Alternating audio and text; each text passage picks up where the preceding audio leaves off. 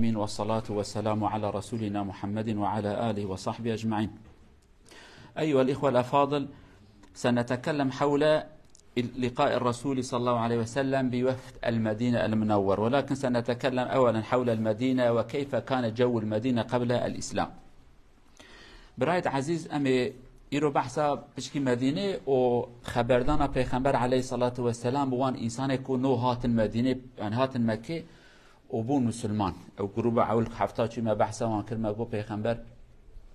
هدی 3 سال پاشین هر چارد مکه داتنه لجی دی خبر دیگر یا بعشیر عرب را خبرت اوی کدهات مکه سزون حج دا یا جی سزون تجارت دا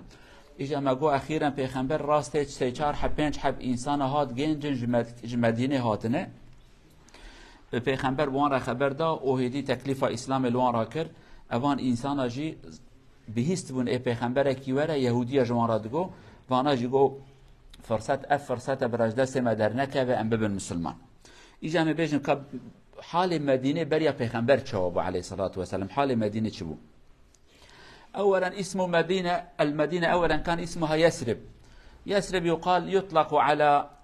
الرجل الذي سكن في هذا المكان. اولا اسمه يثرب، اخذ الاسم نفسه من السمية بيثرب بهذا الاسم باسم الرجل اسمه يثرب ابن قينة.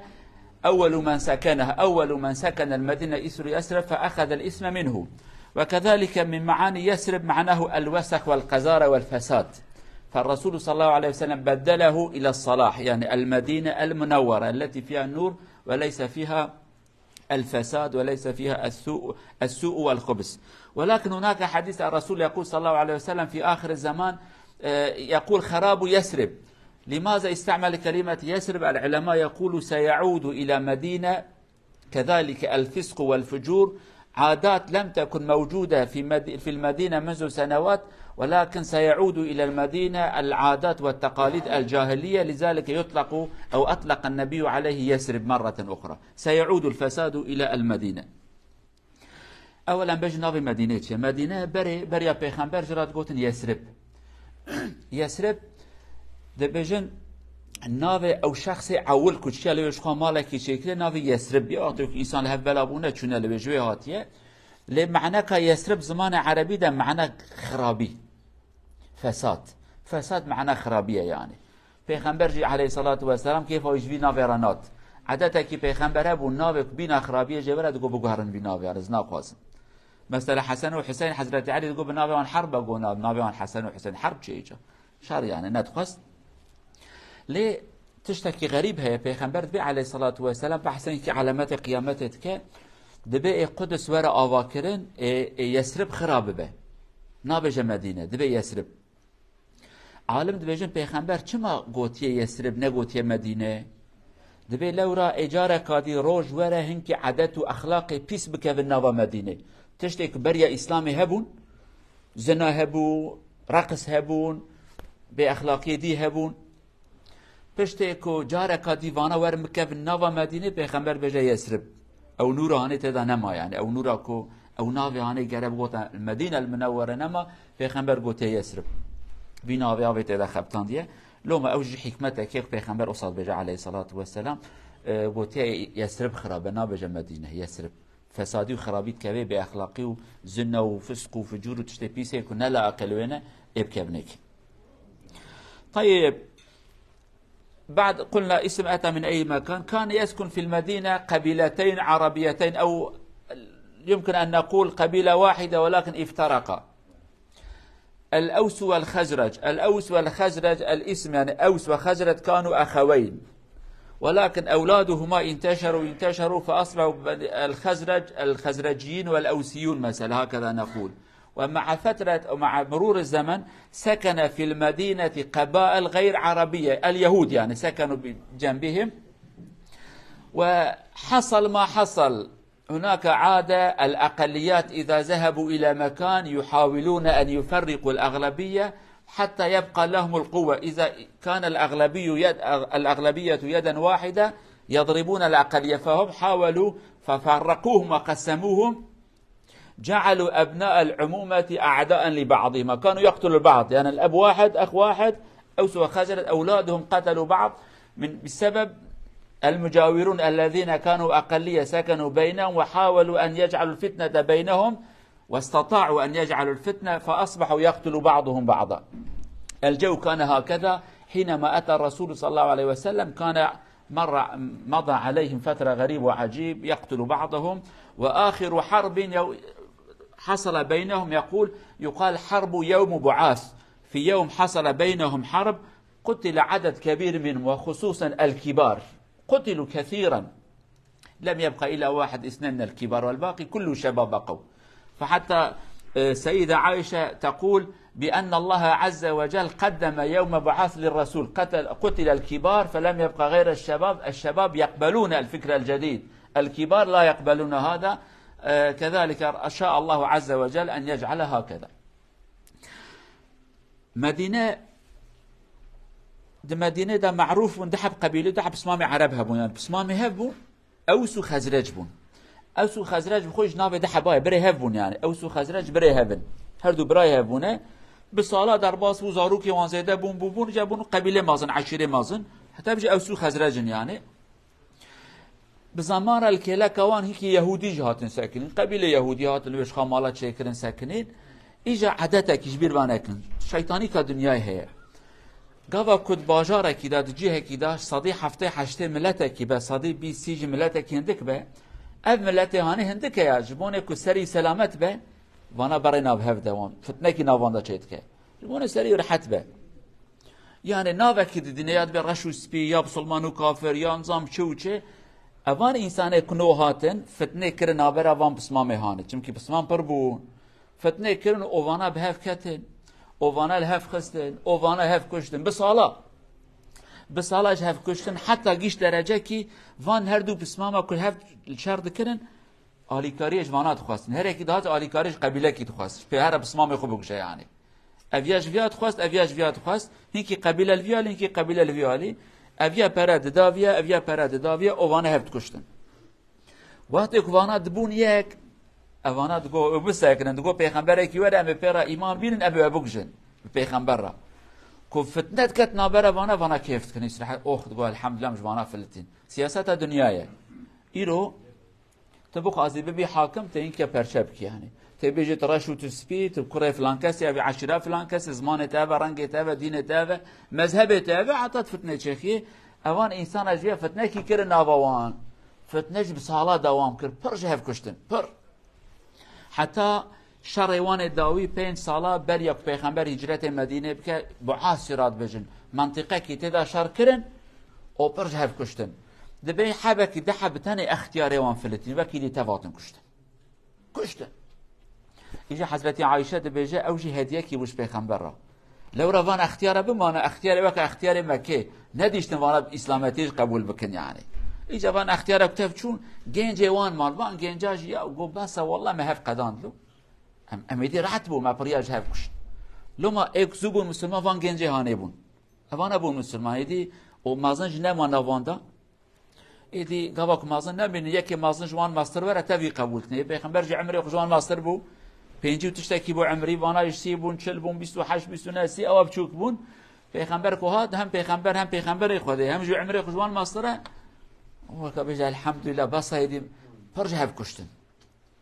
بكشتن اوج حكمتك يا جيغابا كبر ميروان كشتن جمتني بمين جني باجار دبن حاكم سريوان ميرا او سيستمك الدنيا جمبرن يا دبن حاكم حضرتي عمر لو ما بجد يا رسول الله قد والله جني مدينه حاكم سر ظلام ام هاتن جني ما جيهم بون ام نيرن نجي خزي يمكن اف مصيبات هانه چبو اجا وان انسان اجي او قصا درد كل كشاند بون. يعني نمان انسان دواندا نمان او بسمامي هفن بسمامي هفلو باب وانيك ها باب وانيك بسالاش هف كشتن كاب 100 ساله 200 ساله 80 ساله ترجع هف كشتن حتى كويدي جا خدای عالم خاص دری که خیره وک وان انسان نور اسلام بدینن اوجوی کشتنانه بفلتنن اوجی گشتم حاله کی دخواستن بجا بس والله ما يدي انسان هف دانشت. يعني ابقى مصيبته كي ما ظن ببو. طيب بعدما فهمنا من هذا الأمر عدد من شباب مكة المدينة أتوا إلى المكة حتى يأخذوا المعاونة والاستعانة من أهل المكة ليحاربوا كذلك به أقاربهم. ولكن شاء الله عز وجل أن يلتقي بهم النبي صلى الله عليه وسلم فعرض عليهم الإسلام. 5 6 أولا فقبلوا الإسلام وعادوا إلى بلدهم. والحكمة الكبيرة وكذلك الأمر المهم، هؤلاء كانوا الأغلب من الخزرج، فحينما عادوا حاولوا أن ينشروا الإسلام بين أهلهم وأقاربهم، وكذلك حاولوا أن يدعوا بعض من يثق بهم من الأوس كذلك للإسلام، أي بدأ العداوة يقل والصلح يقترب. فبعد سنة كذلك عادوا إلى مكة المكرمة، والتقى بهم الرسول صلى الله عليه وسلم، وهذه المرة عددهم 12 واحدا، 10 تقريبا من الخزرج و2 من الأوس. هذا حكمة الله عز وجل، والرسول بدأ يدعوهم إلى الإيمان، وهم بدأوا يشعروا بأن الصلح والإيمان أفضل من الحرب ومن القتل، فأصبحوا يتقربون إلى الرسول صلى الله عليه وسلم. تشتغ كو أمبيجن تشيبو صلاة عول كهاتن صلاة ده هذا بيخنبر كان حباديت عليه الصلاة والسلام يجي صلاة يازده فأنا بين 6 حبون فرانيج خزرج بن هاتمون آلی کاریش خورایش بستینی کارم به اقربای خوب بکشن. ایجا پیغمبر گو حیرت تشتی بخیر خدا دایم ورنش خواب ببن مسلمان یعنی و چه هف دکشن اوانا چه عوی وان ببو کو یهودی جمارات گو پیغمبر کیات بو مسلمان چون ولاته خو پشتی کو چون نسکنین به اقربای خورا خبرتان الله صلاتی ایجاهاتن هنه کیش بسمام خوی دنیج کربو مسلمان چند حب جوان بو مسلمان یعنی نیارتی وان کیم بو پچکی دوسا کویدی هف بکشن تبو خوازی نخوازی اوان دوان زمان هانه دا جانا قیزاد دان هف لای خاطی اوان بون لای مت اوان بون اقربای هفش دبون یعنی تسمامی هفن دلی کل کیس بی بون آیا دگو اره بونه مسلمان دینه کی نواتیت قبول کی آنا کی بشکل که حتی سالا دویا هنکی جمارا وان زیده بو جارکا دی هاتن حجه ایجابی وقته 12 حب ظلام هاتن 12 حب هاتن جهر دو عشیرا جهر دو آلیا جهاتن جارکا دی تسا پیغمبر دیتن پیغمبر علیه الصلاة والسلام جارکا دی هناكي أمر خدا وهنكي تشتي إسلام جوارقو. في المرة الثانية حينما أتوا كان عددهم 12 واحد كذلك التقوا بالرسول صلى الله عليه وسلم وبايعوا الرسول عند بيعة العقبة كما نقول عقبة مكان رجم الشيطان في مكة. فرسول صلى الله عليه وسلم أخذ منهم البيعة والبيعة على أن لا يزنوا لا يقتلوا بعضهم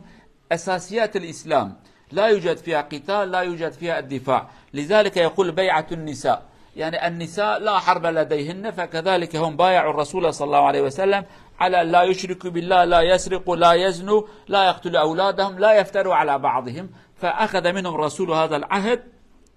وبعد ذلك قالوا سنعود إلى بلدنا هل يمكن أن تبعث معنا رجلا يعلمنا القرآن والإسلام فبعث الرسول معهم صلى الله عليه وسلم من تعلمون من مصعب ابن عمير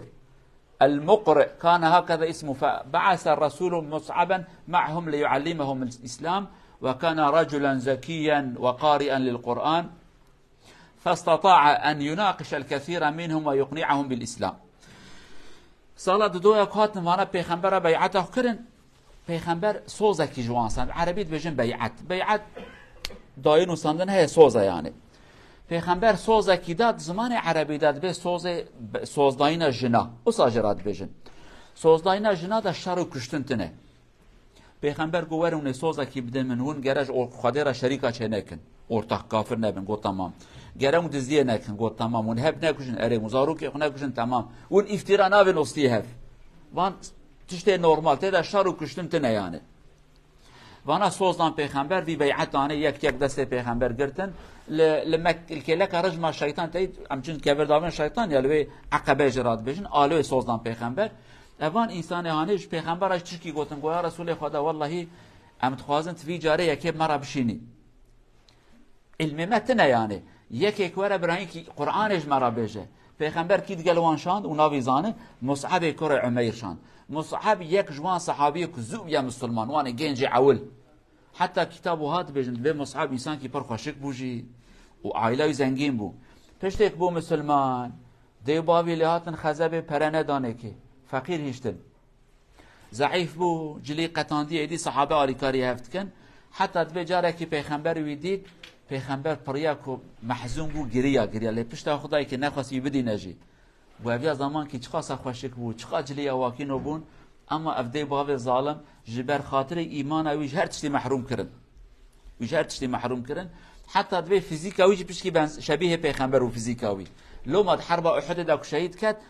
جل مل سروان یا جل حربه گفتن پیغمبر هاتیا کشتن یعنی و ساکن خبر دیدر کد شکلی ویداش پیش کی شبیه پیغمبر ابو جل حربه خود کرد پیغمبر مصعب شانجوارا مصعب جی هم گنجه هم بعاقله هم زانای و قرآن القلق خوش زانه اف مصعب ما شاء الله كت نافوان وكم ايش هنجفين قت نسني فردا شو ويدا شو هنا كده هاتن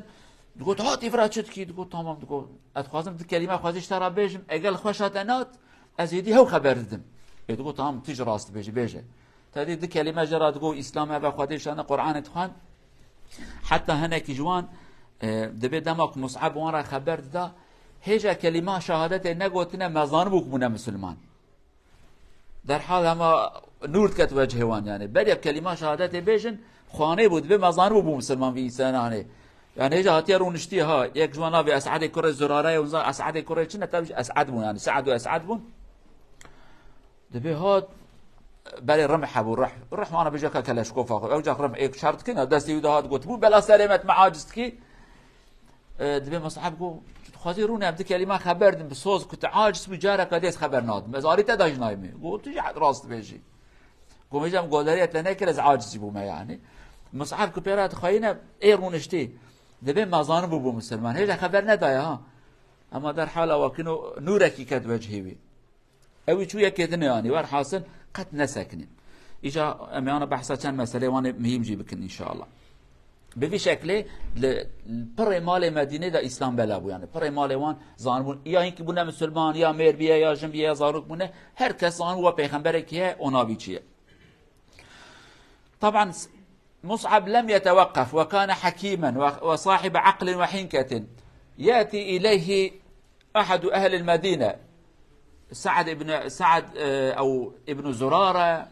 وهكذا سعد بن عبادة أمثالهم كبار يأتون إليه وبيدهم الرمح تعلمون ما يحارب به يقول من أنت أتيت إلى هنا حتى تفسد علينا فمصعب بهدوء يقول لو تحب أن تجلس وتسمع مني كلمتين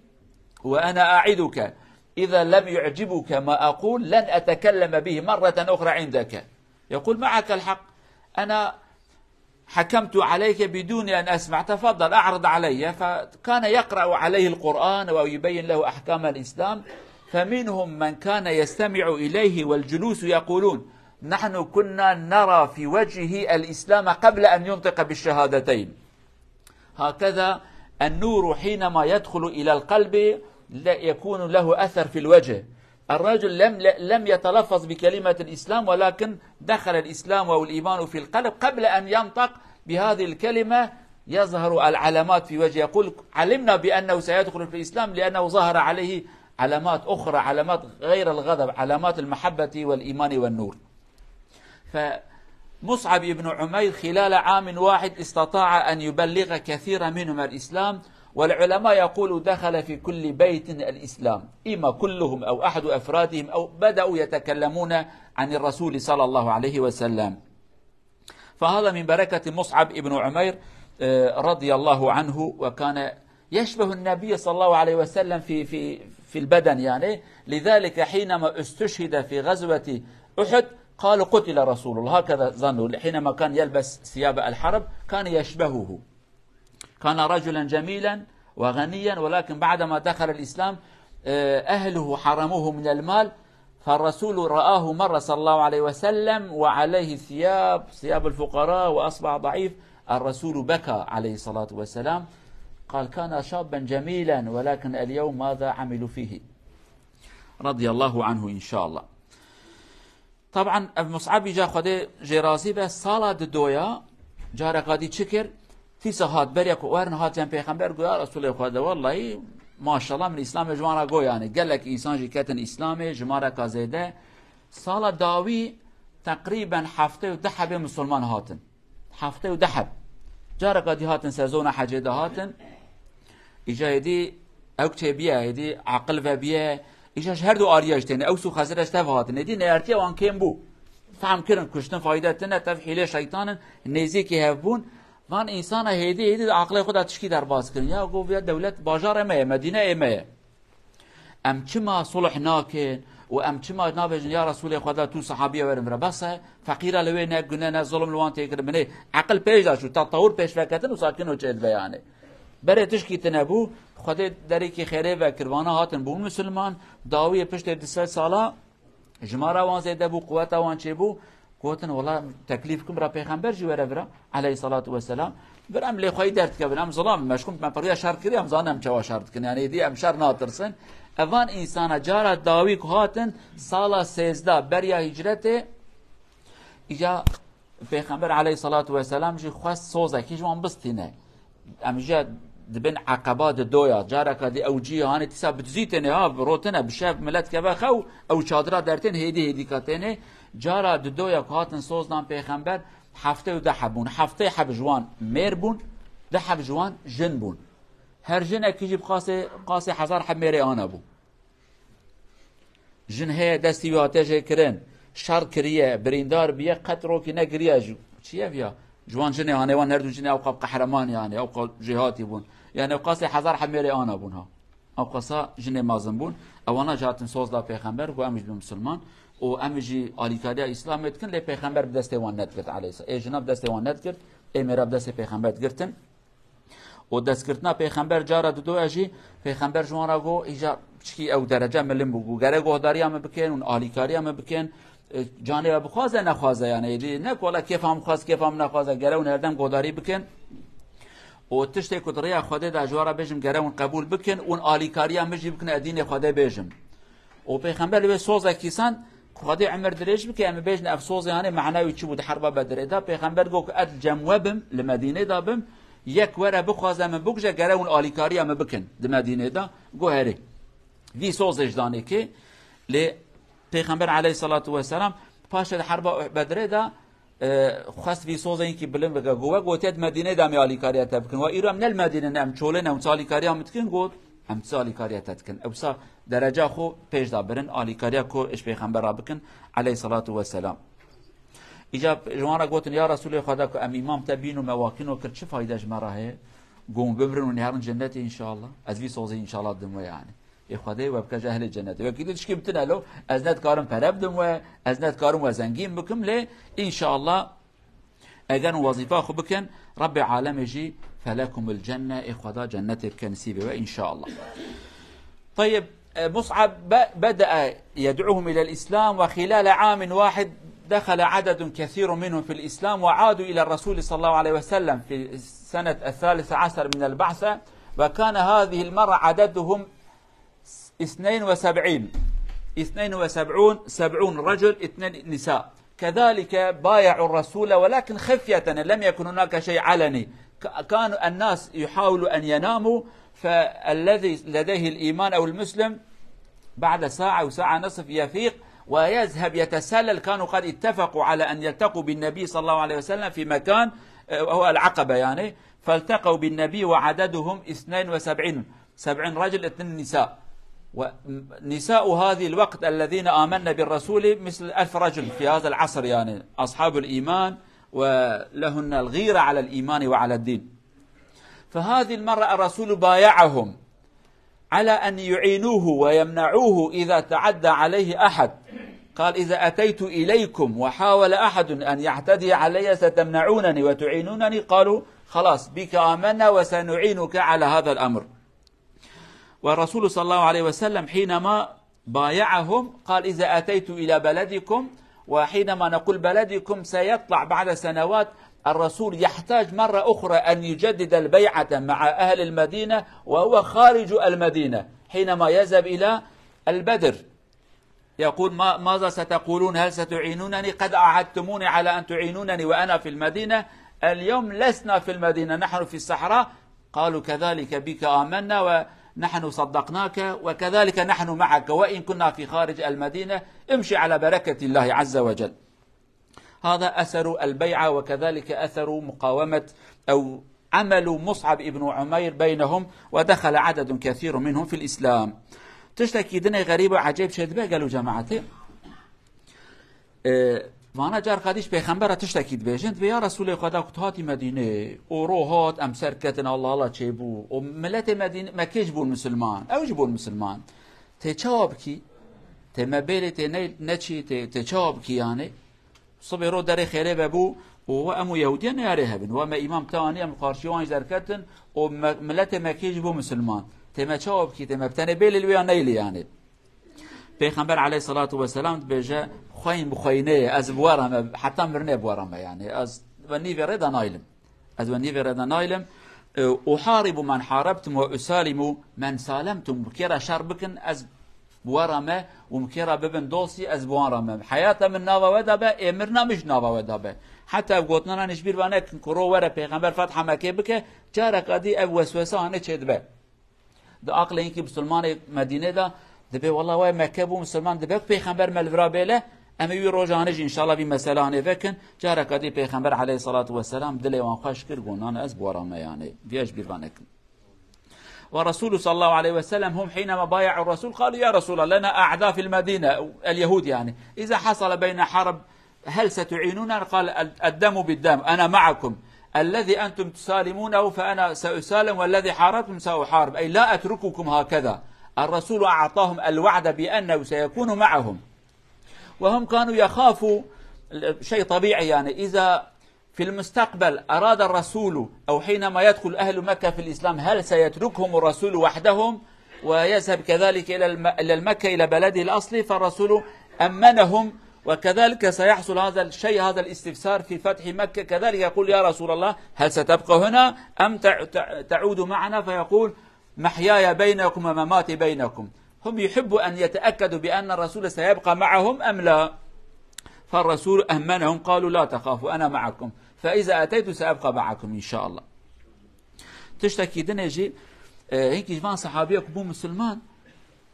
ياك جوان مازني عائلة خويا له هات بالا خداني بيا مسلمان شكلي بتشو نور هات بكرو از ياك چا من نوادا قولات سيد مازني مي محترم مي سروك ميلو يقول لا كرديش برا بين فهمكم قول والله كون حتى يباري نبو مسلمان حتى يباري السلام اخوادي نادم كسكي شوهيتي اوقها كون جمن حست كان وقال منن كون حتى يباري ونبو المسلمان وميرابد الناس هب ورا خبردم يعني سبحان الله دبي يبار نبو أو عائلة يتبو مسلمان أو مسمام يبي وخالي وماموزاي يتباكي بو مسلمان ما دام تقولش من حس كون يبقى مسلمان يعني ليش شخص كيبتني هبو نابي جراد بيجن أصيرم أو شخص هاني أو نبو أبشي عمري ما زبو نبو مسلمان حتى حرب أحد ده حرب أحد ده فقيره بو مسلمان وقتل مجنك جهاد كشتن شهيد جيكت يكيبتني ها وكيدي مازني وانتبو مسلمان أو ساكنو أبيا نبو مسلمان وبرخدا حتى فتح حتى الشر أحد ده أو ربو مسلمان وشو شر كرو هات كشتن پیغمبر قوله هندك كر لمكافاتك ما زنقرت يعني هندك كر مكافاتك ما زنقرت أو شخص هاني وكيدي كارو خباطة خود شتفر ما زنكرن. معظم أهل المدينة دخلوا في الإسلام. كان هناك رجل كذلك من كبارهم يطلق عليه أصيرم له اسم أخرى طويل أنا كتبت ولكن لا أدري أين هو. فهذا الرجل لم يدخل في الإسلام تأخر إسلامه إلى يوم أحد. يوم أحد غزوة أحد دخل في الإسلام ولم يسجد لله سجدة واحدة واستشهد. فيقول الرسول صلى الله عليه وسلم في حقه عمل قليلا وأجر كثيرا. عمله كان قليل ولكن أجره كان كثيرا. كان صادق النية حينما دخل. ربما كان له أسباب أو أمور لم يقتنع بالإسلام في أول الأمر ولكن حينما اقتنع بالإسلام جعل نفسه فداء للإسلام فقتل. فقال عمل قليل ولكن أجر كثيرا الله عز وجل أعطاه أجرا كثيرا وهو الشهادة. أبو صيرمي هانيجي وهاكر يعني كاركي هندك لمكافاة كافر خدي دايكي ربي عالمي صحة وعافية تبدأ متبا إيمانا مبقوات بك عمله هندك بك نسيبه ماشي كشايد خير كافر خدي عالمي بك نسيبه متبا ربي عالمي مش شفاعته بيغمبر خجي محروم نك عليه الصلاة والسلام مشهد الريا ويداجي خدا بك نسيبه ما. نرجو الله عز وجل أن يرزقنا حسن السير على سنة رسول صلى الله عليه وسلم وأن نقتدي به وبصحابته وأن يرزقنا أعمال صالحة وإن كان قليلا، ولكن نرجو من الله عز وجل أن يجعل الأجر والمثوبة كثيرة إن شاء الله. حسن الخاتمة بيد الله، نرجو الله أن يحسن خاتمتنا حياة على الإيمان وموتا على الإيمان، وكذلك جمعا تحت لواء سيد الأنام يوم القيامة إن شاء الله. والسلام عليكم ورحمة الله وبركاته.